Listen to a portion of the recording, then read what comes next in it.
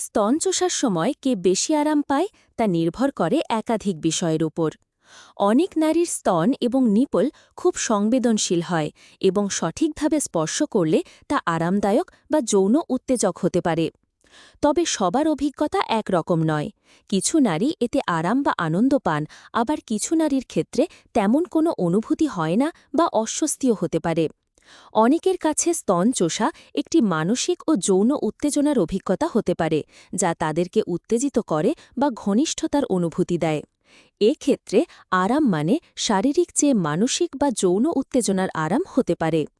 মেয়েদের স্তন, বিশেষ করে নিপল, বুকের বোটা একটা খুবই সংবেদনশীল এলাকা। সেখানে প্রচুর নার্ভ থাকে যা স্পর্শ বা চোষার সময় তীব্র অনুভূতি তৈরি করে। এই অনুভূতিগুলো সরাসরি মস্তিষ্কের সেই অংশে সিগন্যাল পাঠায় যা যৌন উত্তেজনার সঙ্গে জড়িত। স্তনে স্পর্শ বা চোষার সময় অক্সিটোসিন নামে এক ধরনের হরমোন নিঃসরণ হয়।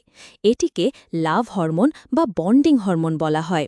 এটা উত্তেজনা বাড়ায়, ভালো লাগা তৈরি করে এবং যৌন আকাঙ্ক্ষা বাড়াতে সাহায্য করে।